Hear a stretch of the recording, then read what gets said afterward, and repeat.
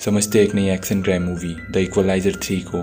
Movie की starting में हमें एक दारू के डीलर को दिखाया जाता है जो कि अपने बेटे के साथ गाड़ी से अपने दारू के गोदाम में जा रहा था, पर गोदाम के गेट पे उसे अपने आदमियों की डेड बॉडी दिखती है। इसलिए वो अपने गाड़ी में से गन लेकर अपने बेटे को वहीं रुकने के लिए कहता है और अपने आदमी के साथ गोदाम के अंदर चले जाता है, जहाँ पर वो देखते हैं कि उसके आदमियों को किसी ने बहुत बहरे में इसे मार दिया है। और अंदर जाके वो देखते हैं कि उसके आदमियों ने रॉबर्ट नाम के एक आदमी को गन पॉइंट में लिया है। असल में रॉबर्ट ही वही आदमी था जिसने दारू के लीडर के सारे लोगों को मारा था, और रॉबर्ट वहाँ पर दारू के डीलर से कुछ लेने के लिए आया था जो कि उसने किसी मासूम आदमी से चुराया है। रॉबर्ट यहाँ पर अकेले होते हैं और दूसरी तरफ वो 4 लोग होते हैं, इसलिए वो दारू का डीलर सोच रहा था कि वो रॉबर्ट को बहुत आसानी से मार देगा, पर रॉबर्ट अचानक से उसके तीनों आदमियों को गोली से मार देता है और आखिर में उस दारू के डीलर के भी माथे पर गोली मार के उसे जान से मार देता है। और फिर वो उस गोदाम से एक बैग लेकर निकलता है, और ये वही बैग है जो कि रॉबर्ट यहाँ पर लेने आया था। और इस बैग में क्या है ये हमें मूवी के आगे में पता चलेगा। लेकिन बाहर आते ही उस दारू के डीलर का बेटा रॉबर्ट के ऊपर बंदूक से हमला कर देता है, पर वो लड़का बहुत छोटा था इसलिए रॉबर्ट उसे जान से नहीं मारता और वो वहां से उसे डरा कर भगा देता है। रॉबर्ट उसके हमले की वजह से बहुत जख्मी हो गया था। उसके बाद हमें वापस से रॉबर्ट को दिखाया जाता है जो कि अपनी गाड़ी में बेहोश पड़ा हुआ था, लेकिन तभी एक पुलिस वाला उसे देख लेता है और वो रॉबर्ट को वहीं के एक लोकल डॉक्टर एंजो के पास ले जाता है, और एंजो रॉबर्ट की बॉडी में से वो गोली निकाल देता है जिसकी वजह से वो बेहोश हो गया था। और इसी तरीके से एंजो ने रॉबर्ट की जान बचाई। रॉबर्ट को गोली लगने की वजह से वो बहुत कमजोर हो गया था, इसलिए कुछ दिनों के लिए एंजो रॉबर्ट को अपने पास रख लेता है। असल में रॉबर्ट समुद्र के सामने एक छोटे से टाउन में है जिस टाउन का नाम आल्टोमोंटे था। एंजो को रॉबर्ट एक अच्छा आदमी लगता है। रॉबर्ट को अब एंजो के घर में रहते हुए 3 दिन हो चुका है, इसलिए वो एक लकड़ी के सहारे से टाउन में घूमने के लिए निकल जाता है। वो उसी टाउन के एक कॉफी शॉप में जाकर चाय पीने लगता है, पर तभी वहाँ पर वही पुलिस ऑफिसर जियो आता है जिसने की रात में रॉबर्ट को एंजो के पास लाया था। जियो रॉबर्ट को कहता है कि वो डॉक्टर विंजो बहुत ही अच्छे आदमी है और टाउन के सारे आदमियों को वही देखते हैं। जियो रॉबर्ट की उसकी गाड़ी का चाबी देता है और वो उसे कहता है कि उसने उसकी कार में मौजूद बैग को खोल कर नहीं चेक किया, क्योंकि जियो को लगता था कि रॉबर्ट बहुत ही अच्छा आदमी है और वो कुछ गलत काम नहीं कर सकता। फिर हमें एक CIA ऑफिसर एमा को दिखाया जाता है जिससे कि रॉबर्ट का कॉल आता है और वो एमा को दारू के गोदाम में होने वाले गैर कानूनी काम के बारे में बता देता है कि उस दारू के अड्डे के पीछे ड्रग्स को सप्लाई किया जा रहा था। और फिर रॉबर्ट एमा को बिना कुछ अपने बारे में बताए कॉल को काट देता है। रॉबर्ट वहां से वापस उसी कॉफी शॉप में जाकर चाय पीने लगता है, जहाँ पर उसे उस कॉफी शॉप की मालकिन एल्मा भी मिलती है। वो वहाँ पर कुछ गुंडों को भी देखता है जो कि सारे दुकानदार से पैसे लूट रहे होते हैं, और वहाँ से वो सारे गुंडे एक मछली की दुकान में जाते हैं और वो उस गैंग का लीडर मार्को उस मछली की दुकान के मालिक को बहुत मारता है, क्योंकि उस दुकानदार के पास उसे देने के लिए कुछ पैसे नहीं होते और वो उस दुकान के मालिक को पैसा देने के लिए हफ्ते भर का समय दे जाता है। रॉबर्ट ये सब देख रहा होता है और उसे गुस्सा भी आ रहा था, पर वो उन गुंडों को कुछ नहीं कहता।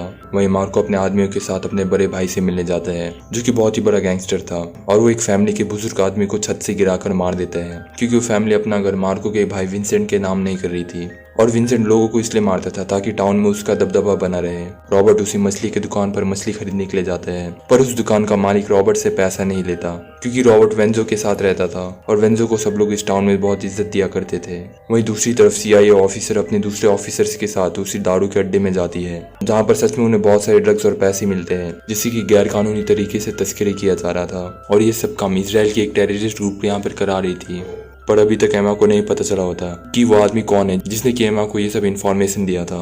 रॉबर्ट अब पूरी तरीके से ठीक हो गया था, इसलिए वो अपने सामान और बैग को लेकर उस टाउन से जा रहा होता है, पर तभी वो देखते हैं कि उस मछली की दुकान पर किसी ने आग लगा दिया है। इसलिए रॉबर्ट और वहाँ के सारे लोग उस आग को बुझाने की कोशिश करते हैं। असल में उस दुकान को मार्को और उसके आदमियों ने ही आग लगाया था, क्योंकि उस दुकानदार ने अभी तक उन्हें पैसे नहीं दिए होते।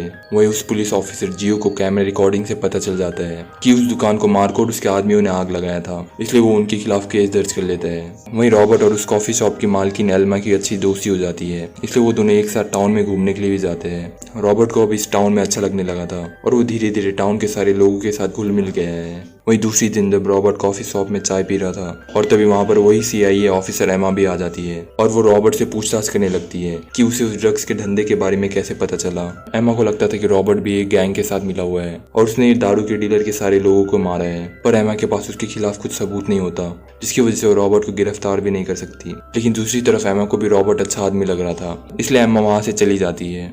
वही पुलिस ऑफिसर जियो जब अपने बेटे को स्कूल से लेने जाता है तो उसे पता चलता है कि उससे पहले ही कोई उसकी बेटी को किडनैप करके ले गया है, इसलिए वो भागकर अपने घर जाता है, जहाँ पर मार्को अपने लोगों के साथ उसकी वाइफ और बेटी को पकड़ के रखा था कि जियो ने मछली की दुकान में आग लगने के कारण उनके खिलाफ केस दर्ज किया था। इसलिए मार्को गुस्से में आकर उसे बहुत मारता है और वो उसे धमकी दे जाता है कि अगर जियो ने उसकी गैंग के खिलाफ कोई केस लिया तो वो उसके पूरे परिवार को मार देगा। जियो बहुत जख्मी हो गया था, इसलिए वो एंजो के पास अपना इलाज कराने के लिए जाता है। जहाँ पर रॉबर्ट भी था और उसे भी मार्को और उसके आदमियों के आतंक के बारे में पता चल जाता है। दूसरे दिन रॉबर्ट उसी टाउन की चर्च में जाता है जहाँ पर एमा ने उसे बुलाया था। एमा उसे बताती है कि वो दारू का डीलर जिसकी स्टार्टिंग में रॉबर्ट ने मारा था, असल में वो दारू के नाम पर ड्रग्स की तस्करी कर रहा था, वो भी इजराइल के एक टेररिस्ट ग्रुप के साथ मिलकर। और बाद में रॉबर्ट भी एमा को एक इन्फॉर्मेशन देता है कि टेररिस्ट ग्रुप इस ड्रग्स को लोकल गैंग्स की मदद से तस्करी कर रहे होते हैं। यानी कि रॉबर्ट के कहने का मतलब था विंसेंट और उसकी गैंग की मदद से। उसी शाम जब पुलिस ऑफिसर जियो अपने फैमिली के साथ एक कैफे में डिनर कर रहा था, तभी वहां पर मार्को अपने लोगों के साथ आ जाता है और वो जियो और उसके फैमिली के साथ बदतमीजी करने लगता है।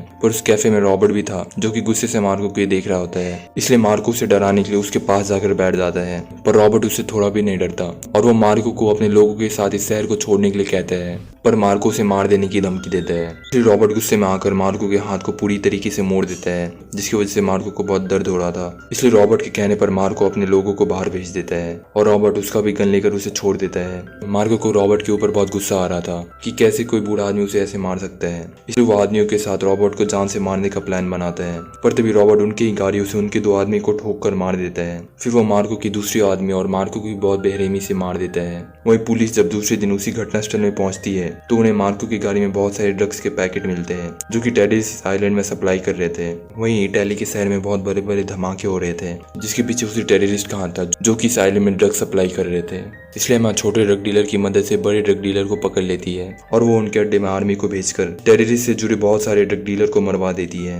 वही विंसेंट को अपने भाई मार्को की मौत से बहुत गुस्सा आता है, इसलिए वो उस टाउन के सारे लोगों से बदला लेने के लिए बहुत बेताब था। दूसरी तरफ एमा जब अपने घर में जा रही होती है तभी उसे रॉबर्ट का कॉल आता है, जिससे एमा को पता चलता है कि उस धमाके के पीछे टेररिस्ट का हाथ नहीं था बल्कि उस आइलैंड में रहने वाले गैंगस्टर विंसेंट का हाथ था। और जब एमा अपनी गाड़ी की तरफ जा रही होती है तभी एक बहुत बड़ा धमाका होता है जिससे एमा बहुत दूर जाकर गिरती है, लेकिन इस धमाके में एमा की जान बच जाती है पर वो बहुत गंभीर रूप से घायल हो गई थी। दूसरी तरफ विंसेंट उस पुलिस ऑफिसर जियो को उस टाउन के बीच में ले जाता है और वो उसके कान में गोली मार देता है ताकि सारे टाउन वाले डर कर उसे बता दे कि उसके भाई मार्को को किसने मारा है। सारे टाउन के लोग भी वहां पर आ जाते हैं और विंसेंट उस आदमी को बाहर आने के लिए कहता है जिसने कि उसके भाई को मारा था, और अगर वो आदमी बाहर नहीं आया तो वो जियो के पूरे फैमिली को मार देगा। इसलिए रॉबर्ट उसकी फैमिली की जान बचाने के लिए बाहर आ जाता है और वो अपने आप को विंसेंट के हवाले कर देता है। विंसेंट अपने भाई की मौत से बहुत गुस्से में था, इसलिए वो रॉबर्ट को गोली से मारने वाला होता है। पर तभी टाउन के सारे लोग विंसेंट की वीडियो बनाने लगते हैं और वो रॉबर्ट के साथ आ जाते हैं, जिसकी वजह से विंसेंट बहुत डर जाता है, इसलिए उसे ना चाहते हुए वहां से अपने लोगों के साथ निकलना पड़ता है। विंसेंट इस घटना की वजह से बहुत गुस्से में आ गया था, इसलिए वो प्लान बनाता है कि वो टाउन के सारे लोगों को मरवा देगा। पर उसी रात रॉबर्ट चुपचाप से विंसेंट के घर में डूब जाता है और वो विंसेंट के 2 आदमी को बहुत शांति से मार देता है। वो विंसेंट के घर के लाइट को भी काट देता है, फिर वो एक एक करके सारे लोगों को बहुत बेरहमी से मार देता है। वही विंसेंट जो कि सो रहा था तभी उसके आदमी की डेड बॉडी उसके ऊपर गिरने की वजह से उसकी आंख खुल जाती है और वो डर कर अपने अलमारी से गन को निकाल लेता है। बाहर जाकर वो देखता है कि उसके सारे लोगों को बहुत बेरहमी से मार दिया गया है, जिससे डर कर वो चारों तरफ गोलियां चलाने लगता है क्योंकि उसे पता था कि रॉबर्ट ने उसके आदमियों को मारा है। पर तभी रॉबर्ट भी उसे बेहोश करके रस्सी से बांध देता है और रस्सी को गले में बांधने के कारण विंसेंट अच्छे से सांस नहीं ले पा रहा होता, जिसकी वजह से वो बहुत जख्मी हो गया था। इसलिए रॉबर्ट उसे मौका देता है ताकि वो भागकर अपनी जान बचा सके। पर भागते भागते विंसेंट एक गाड़ी से टकरा जाता है और थोड़ी देर बाद ही उसकी दम घुटने की वजह से मौत हो जाती है।